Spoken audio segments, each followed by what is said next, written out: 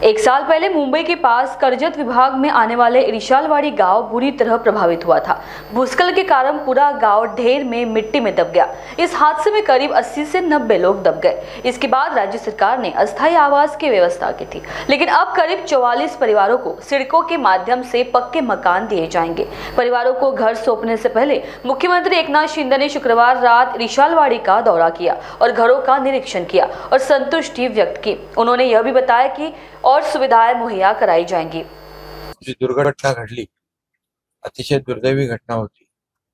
अनेक कुटुंब त्याच्यामध्ये मृत्युमुखी पडली आणि त्यावेळेस तात्काळ त्यांचा पुनर्वसनाचा विषय होता आणि पर्यायी व्यवस्थेचा विषय होता। पर्यायी व्यवस्था देखील सिडकोने चांगल्या प्रकारची केली होती आणि आता ही परमनंट जी घरं आहेत म्हणून मी बघायला स्वतः आलोय। अतिशय चांगल्या दर्जाची घरं 44 कुटुंबांना देण्यासाठी इथे पूर्णपणे तयार आहेत। त्याचबरोबर घर म्हणजे फक्त एक घर नाही तर त्याच्या आजूबाजूला परिसर, गाई गुरांचा गोठा, त्या ठिकाणी भाजीपाला त्यांना लावता येईल। त्याचबरोबर अंगणवाडी, बालवाडी, शाळा, समाज मंदिर, दवाखाना, प्लेग्राऊंड, गार्डन, सगळ्या सोयी सुविधा या ठिकाणी सिडकोच्या माध्यमातून दिलेल्या आहेत।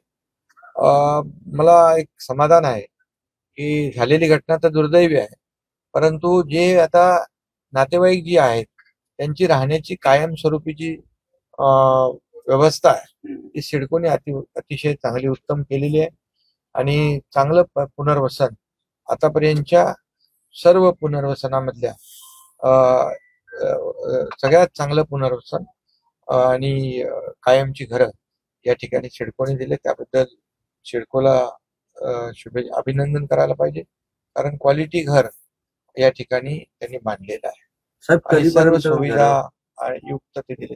कधीपर्यंत म्हणजे आता फक्त त्यांना चाव्या द्यायचाच कार्यक्रम म्हणून मी बघायला आलोय की या ठिकाणी सर्व व्यवस्था जी आहे किंवा त्याचं सर्व प्रकल्पाचं कम्प्लिशन झालंय का।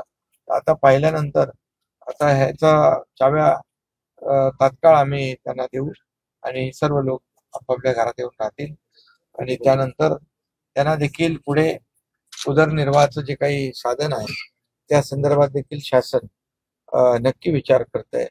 आता जी मुलं सुशिक्षित आहेत त्यांच्यासाठी आपले मुख्यमंत्री युवा प्रशिक्षण योजना आपण सुरू केली, त्या माध्यमातून देखील सिडकोच्या अधिकाऱ्यांनी सूचना केलेल्या आहेत एमडीनं, आणि आमच्या इथल्या सरपंच ताईंनी एक इथले महिला बचत गट आहे त्यांच्यासाठी देखील रोजगार उपलब्ध करून देण्याची विनंती केली आहे आणि नक्कीच उद्योग मंत्र्यांशी मी बोललोय आणि त्यांना देखील स्वतःच्या पायावर उभा राहण्याचा आणि स्वतःचा उद्योग करण्यासाठी जे काय आवश्यक पाठबळ पाहिजे ते देखील दिलं जाईल आणि जेणेकरून यांचा पूर्णपणे एक संपूर्णपणे या इरिशालवाडीच्या लोकांना एकत्रित पुनर्वसन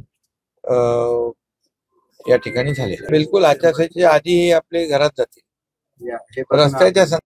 रस्त्याचा विषय आताच माझ्या समोर आलाय, रस्ता देखील बांधला जाईल आणि रोजगाराच्या संदर्भात देखील मी संबंधितांना सूचना दिल्यात आणि जे काही करायचं ते नक्की सरकार नाही। आता तर जिल्हाधिकाऱ्यांना या म्हणजे पावसाच्या पूर्वीच आपण सांगितलं होतं की जे काही लँडस्लाइड प्रोन एरिया आहे त्याचे आयडेंटिफिकेशन करणं आणि त्यांना पर्यायी व्यवस्था, त्यांचं पुनर्वसन तात्काळ करणं अशा प्रकारच्या सूचना दिल्या होत्या।